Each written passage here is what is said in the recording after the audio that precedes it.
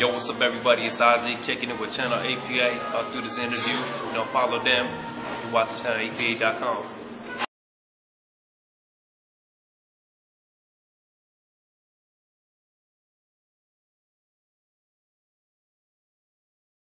Well, lifestyle-wise, like I've been pretty much, involved in, some things that I got in a lot of trouble in my younger days. But now, I'm trying to focus my energies onto music.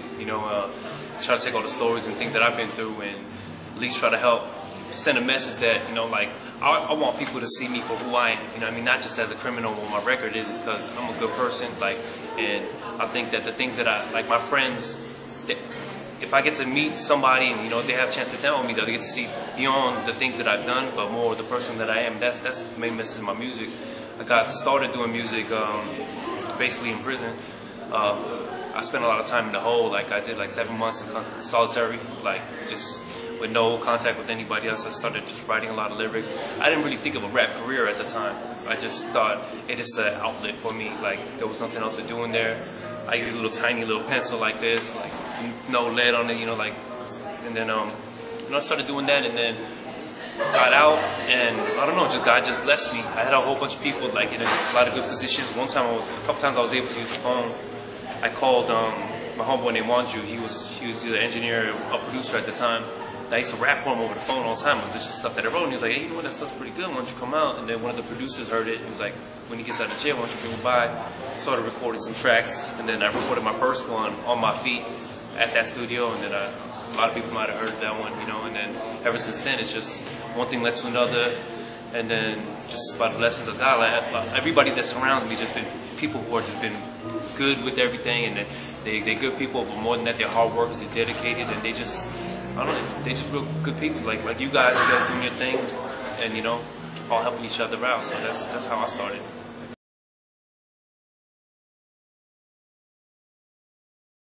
Musically, I don't mean to sound like a dick or nothing like that, but I try my hardest not to involve myself with too many people, just because the fact that I have this thing with, I've seen the way the music industry is going, and the fact that it's capitalistic society, and everything's about money and this, that, and a lot of the artistry has been taken away from that. So originally I never even showed my face in pictures, and for the first year of my career, I never once showed my face, because the message I was trying to portray is that it's not about what I look like or who I am or what Asian or whatnot. It's about the music, and that's the important side of it, And I think people have lost that over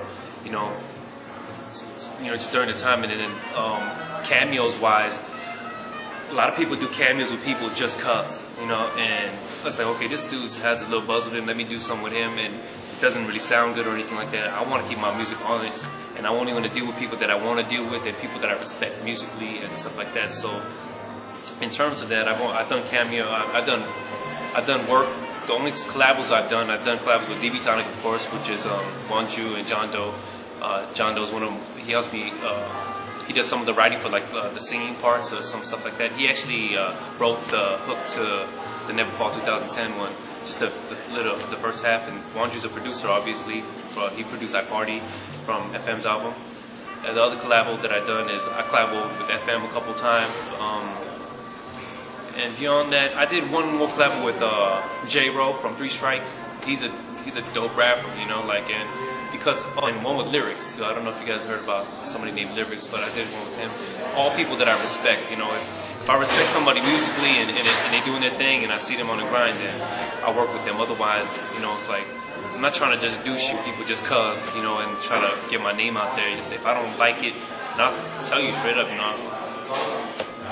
you ask me for a collab on, be like, all right, just holler at me later, but we'll see what happens, But I'm just being real. I'm a no-nonsense kind of dude, and I'm not trying to, play favorites with nobody, It's just if you're down with me and you're doing your thing, then I'll be down with you.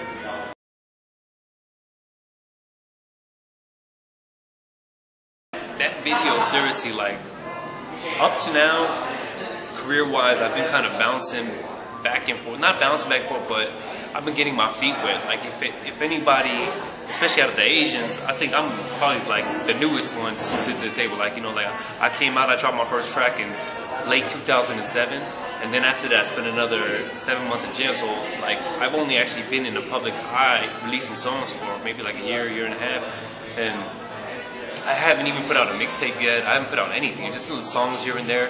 But I've been just trying to take big steps, and like I don't have that much time, you know. Like I got a family to think of.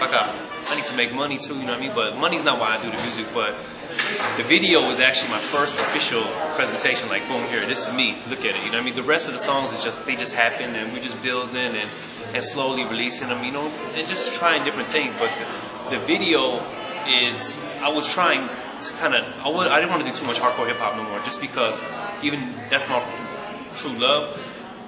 Music is changing, and you have to kind of adapt with it, you know what I mean? And the I Party song is totally different from anything I've ever done.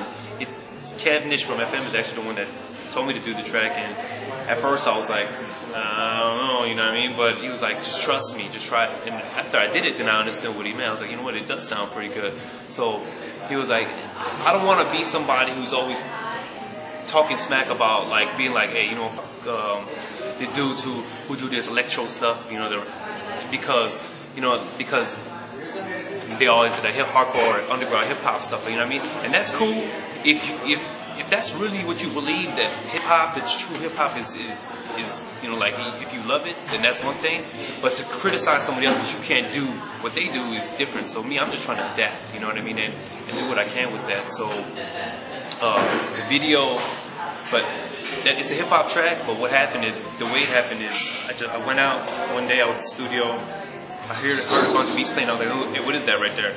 And it was one of those rare moments when I heard the song and I already knew absolutely what it was gonna sound like, how it was gonna sound, and I knew there was no doubt it was gonna be a dope track. I told Wanju I had to have that track. I recorded it then and there, did the first verse in one take, like on Stickam. The homies were there, like they were broadcasting. I don't think anybody's ever done that before, so I was like, hey, kind of cool, let's try it. Worked out well, luckily, because I said if I mess up right here, then career's over, you know what I mean? But did that, song came out cool. My homie LK, he did the video. He's the one that took all my pictures so far, and we grew up together, like career-wise. Him as a photographer, a filmmaker, and me as a rapper. So he did that out of love, and then all the cameos in there. Much love to them, man. Seriously, they all busy. They took their time out their schedule and just gave them a call, and they all came out and made the video happen.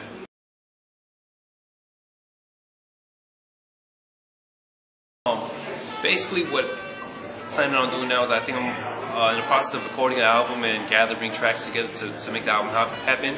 But I have this thing where, like I said, I love hip hop, and no matter how much I try to make myself do the newer stuff, I always, when I hear a dope hip hop track, I just gotta spit on it. You know what I mean? So during the process of that is kind of like the way Lil Wayne does it. I think it's kind of there's a lot of shit he likes that may not be suitable for the album. I'm gonna record a lot of stuff, and I'm gonna make a mixtape and an album. And the stuff on the mixtape is gonna be stuff that I don't care about money or who's marketing it. I'm just doing it because I want to do it, you know.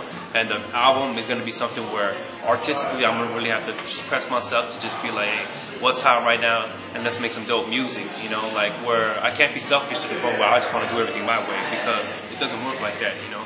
Everybody wants to tell their story, but that's what Never Fall 2010 is. It's me letting everybody see who I am first, show you the video. All those people in the video are homies of mine. That's all family, you know? So now that I've shown them that, now I feel like I have a little room to just artistically do different things, you know what I'm saying?